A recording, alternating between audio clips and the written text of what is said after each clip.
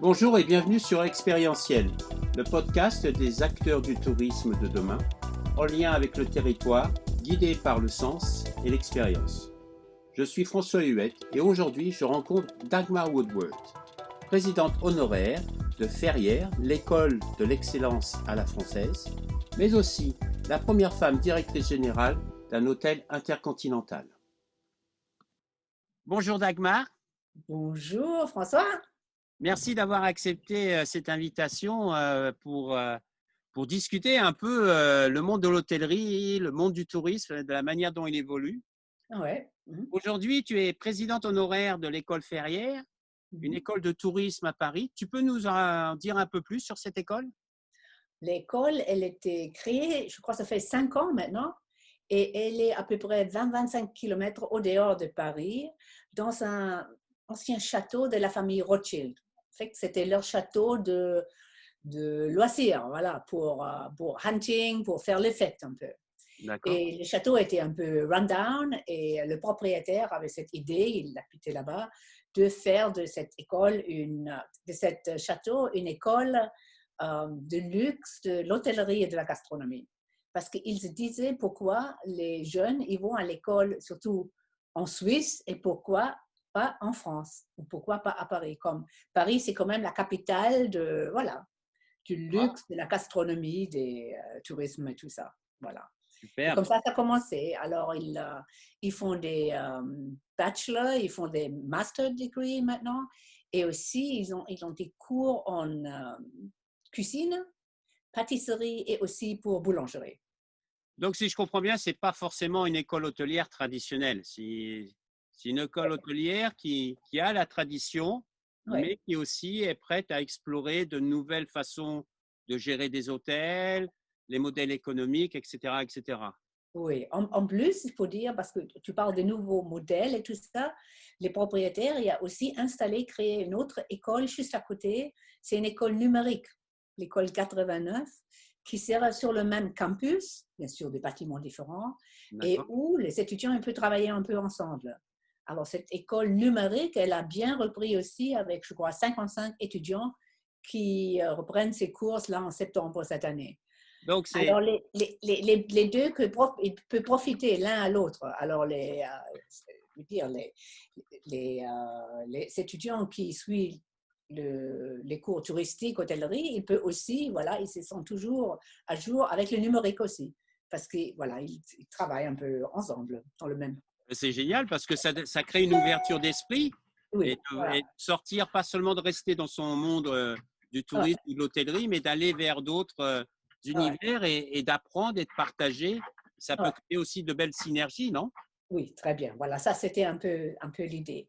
Mais oui, l'école, voilà, c'est dans le 5e année. Maintenant, je crois que ça marche déjà très bien. Et comme je crois que je te dis, c'est très moderne aussi dans un sens de leadership. Il y a surtout le assistant manager, Kruma Jonsdottir, qu'on connaît, qui est très dans le positive leadership, voilà, dans le well-being de manager and de staff, qui vraiment suit ça aussi, qui dit c'est vraiment important maintenant aussi qu'on s'occupe bien et qu'on est bien dans sa peau au travail. Oui, oui, Voilà. oui. Et J'ai puis eu on est, l'occasion voilà, si j'ai eu on l'occasion de réussit parler avec mieux, elle. si C'est on vrai qu'on va vraiment dans un type de management complètement différent. C'est-à-dire, on oui, est beaucoup plus humaniste, on est beaucoup plus vers l'ouverture, oui. beaucoup plus horizontal et moins vertical. Et Et là ça, aussi, il faut dire que beaucoup des enseignants ou les directeurs de cette école, ils sont tous venus de l'hôtellerie. Alors, ils connaissent tout le practice aussi. Voilà, d'accord, super. voilà. Ils sont vraiment dedans. Voilà. Ce qui est intéressant, ce que tu dis avec ce style de management qui change, toi, tu as été la première femme directrice générale pour Intercontinental dans les années 80. Ouais. Dans un monde où l'ensemble des directeurs étaient des hommes, c'était plutôt une direction très verticale. Et moi, je me souviens, en tant qu'employé, parce qu'on a travaillé ensemble il y a quelques années, Ouais. euh, tu es arrivé avec un style de management complètement différent, beaucoup plus horizontal pour l'époque, beaucoup plus humaniste. as dû rencontrer quelques difficultés. Raconte-nous un peu comment ça s'est passé. Ah oui, j'avais des grandes difficultés. Alors, une chose aussi, c'est quand j'étais à l'hôtel Intercontinental à Londres et j'étais promue Food and Beverage Manager. Et alors, moi, j'étais femme, j'étais plus jeune, et le chef de cuisine, il était plus âgé que moi. Il y avait déjà, dans ce temps-là, une étoile Michelin. Alors, pour Londres, c'était un grandeur. Hein. Alors, bien sûr, il n'était pas tout à fait d'accord que moi, tout en coup, j'étais sa patronne. Mais il m'a dit, moi, ça ne me gêne pas si tu deviens ma patronne, mais je veux surtout t'aider dans ton manteau et t'ouvrir la porte.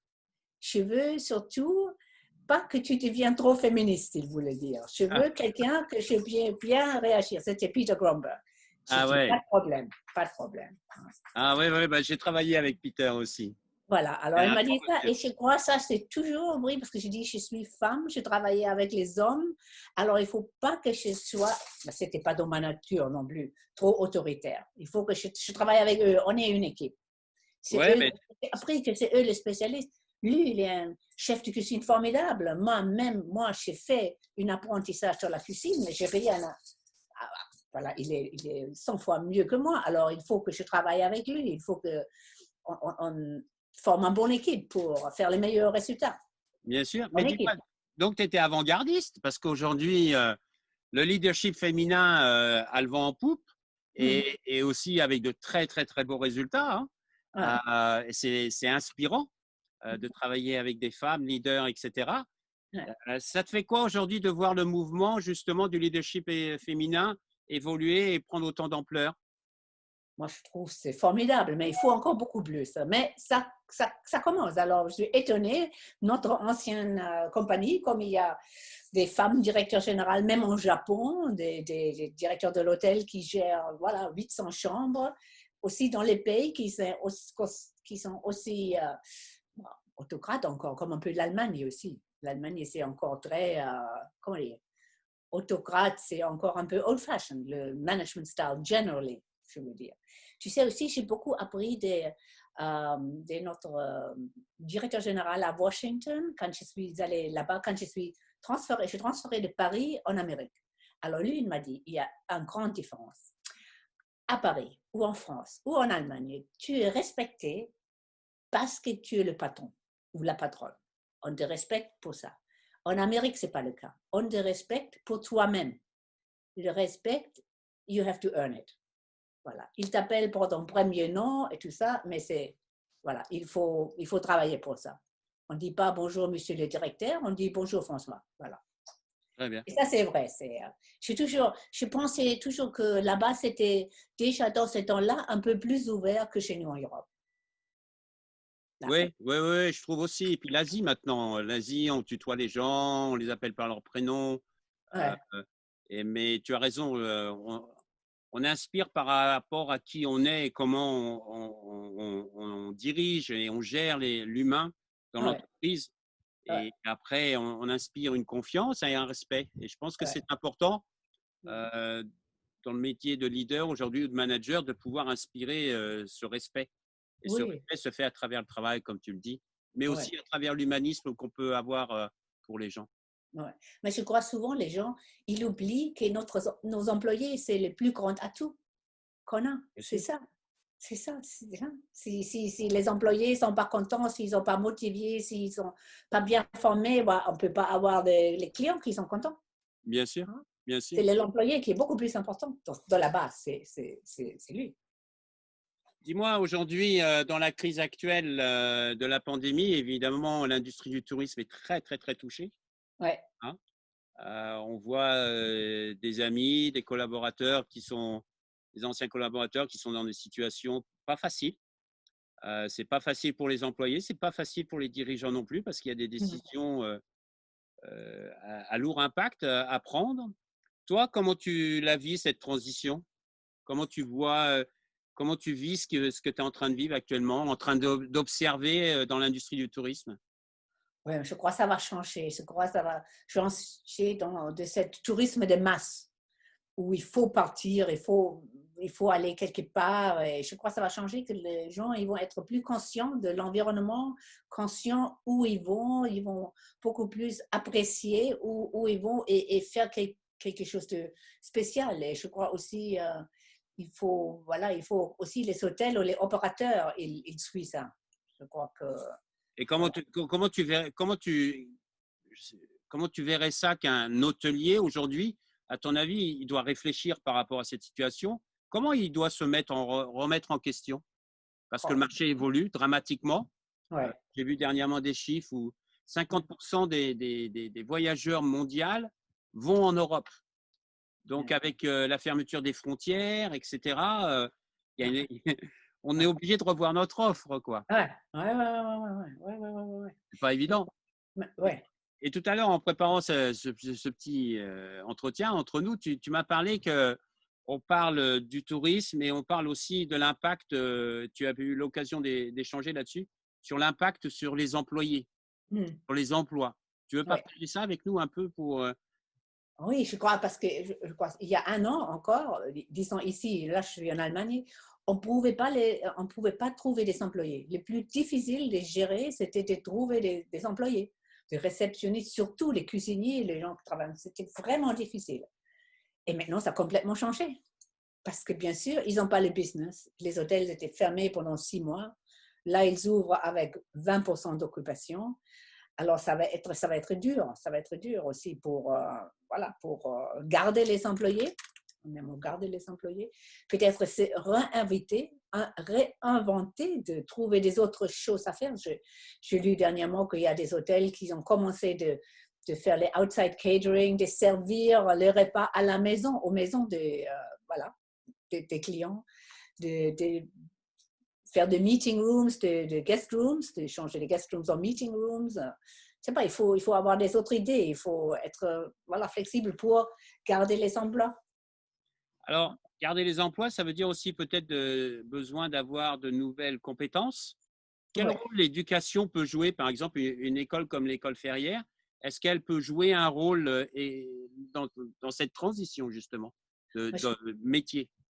je crois que les métiers maintenant, c'est ce que je dis aussi, c'est ce qui est important qu'avant, quelquefois, même les employés aussi, c'était trop, mais moi, je suis à la réception, je fais que ça.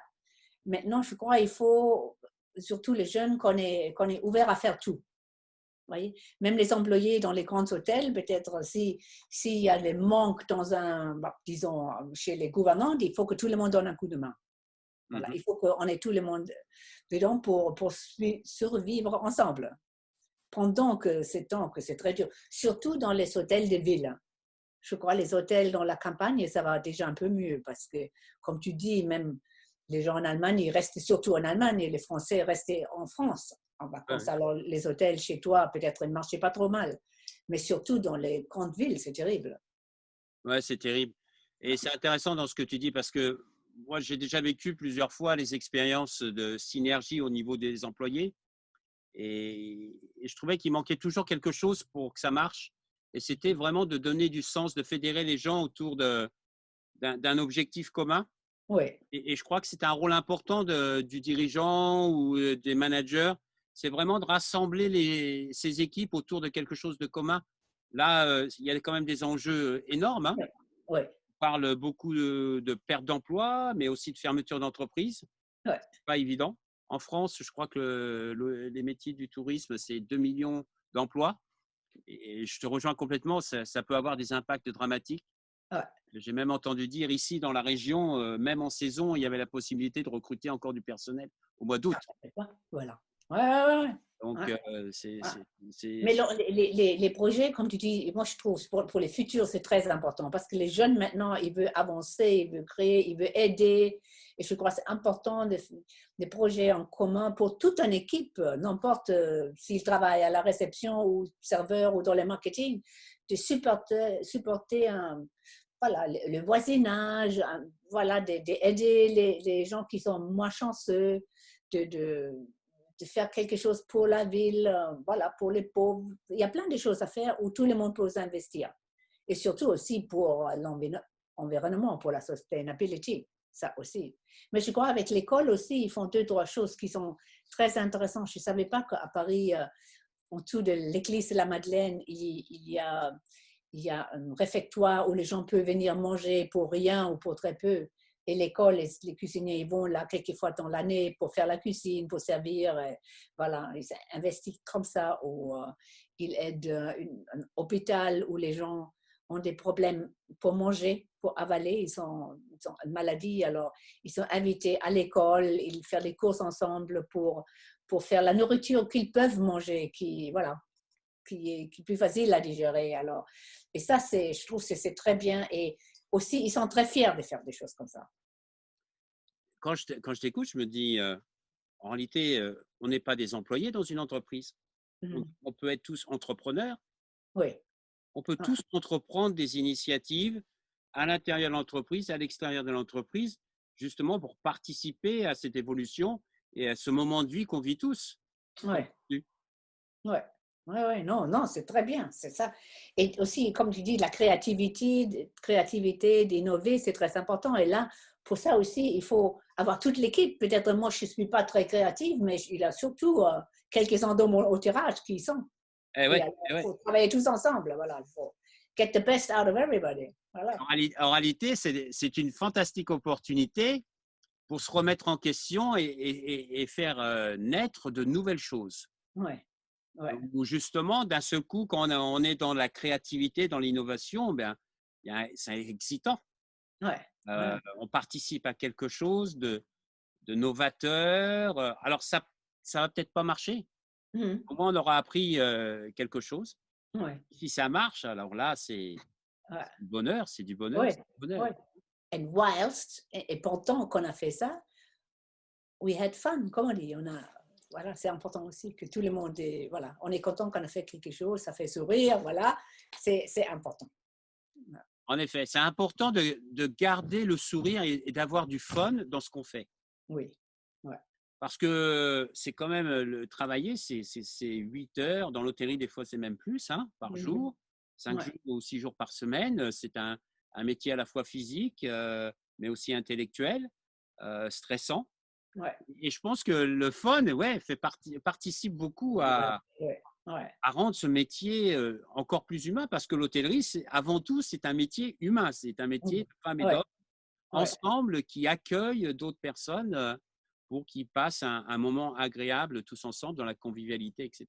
ouais, ouais, ouais, ouais, ouais. Le tourisme aujourd'hui, de ce que tu as connu, est-ce que tu es inquiète pour le tourisme ou est-ce que tu penses que le tourisme a la capacité de pouvoir renaître avec de nouvelles offres?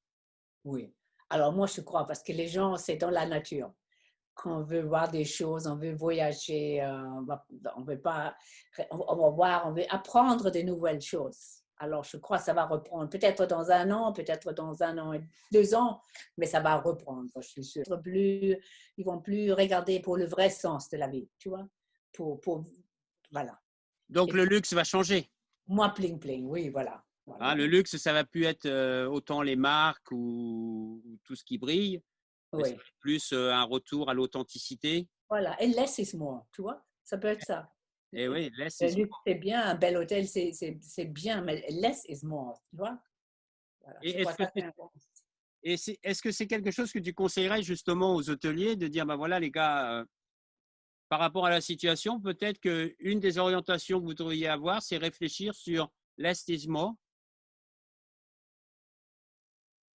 Oui, mais je ne veux pas dire, tu vois, la luxe va toujours avoir sa place, tu vois. Mais il faut peut-être pas euh, qu'on va, qu'on va, voilà, partout dans le monde tout le temps, parce qu'il faut qu'on était à Bora Bora, il faut qu'on va là, il faut qu'on va là. Peut-être moins ça, peut-être une belle voyage, et pas 5 comme quelquefois les gens ils font, ou tu Mhm. vois, ou aller peut-être prendre une vacance dans son pays aussi, tu vois. Ouais, ouais.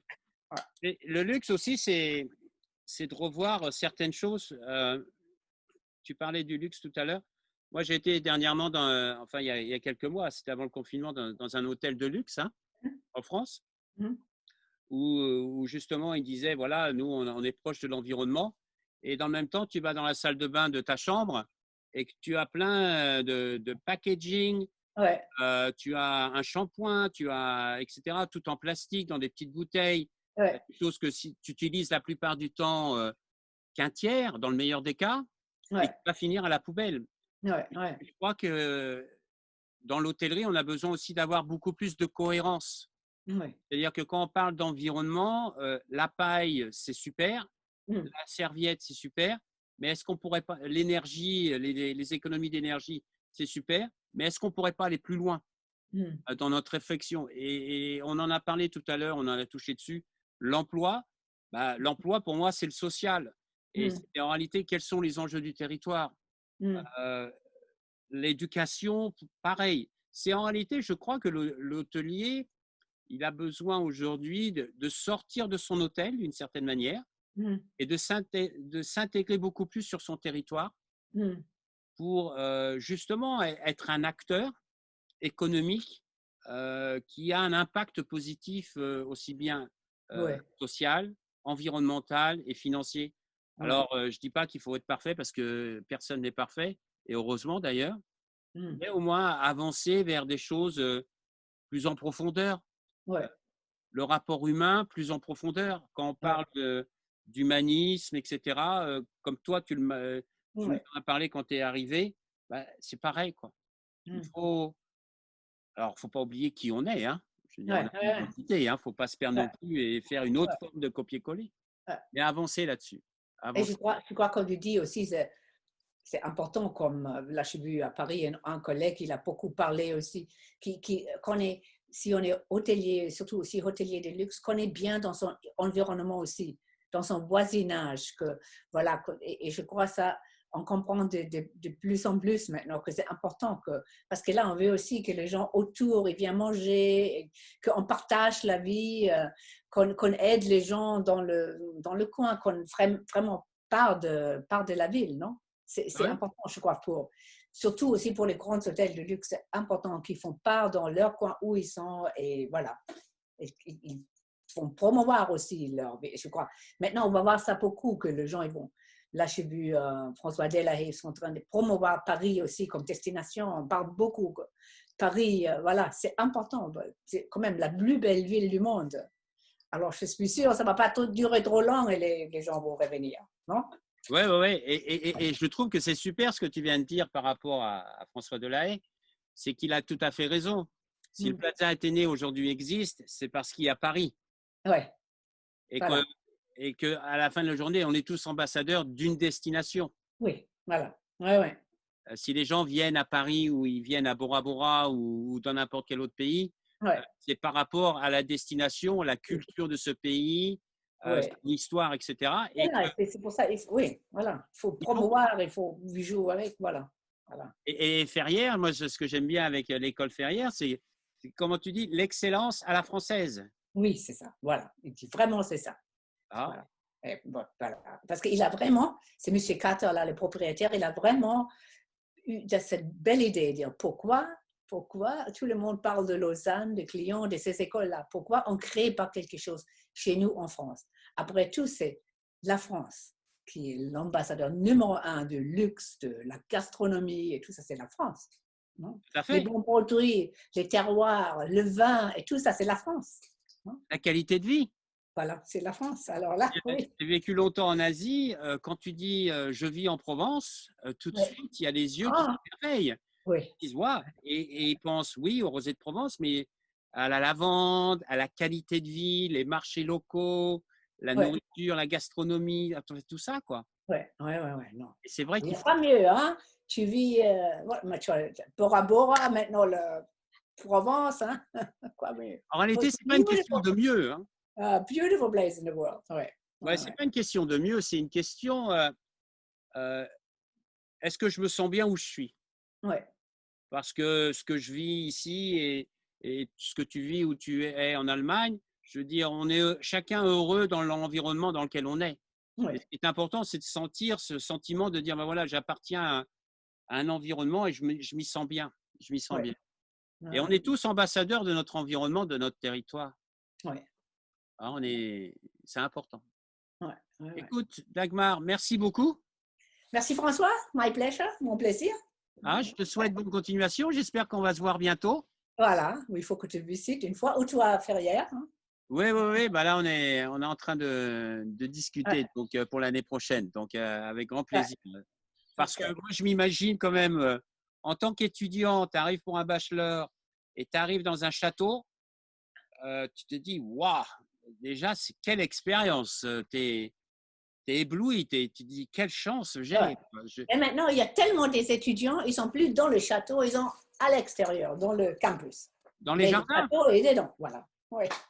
C'est super, c'est super. Ah, Merci bien. beaucoup, je te souhaite une très belle journée et à très bientôt, Dagmar. Okay. Merci François. Ciao, ciao. Ciao, ciao. Merci de nous avoir écoutés. J'espère que nous avons pu semer des graines d'inspiration et d'action pour votre activité. Si vous avez aimé ce podcast, favorisez sa diffusion en lui donnant 5 étoiles sur Apple Podcast ou votre plateforme podcast préférée. Et surtout, abonnez-vous pour suivre tous les épisodes gratuitement. Expérientiel, le podcast du tourisme de demain, en lien avec le territoire, guidé par le sens et l'expérience.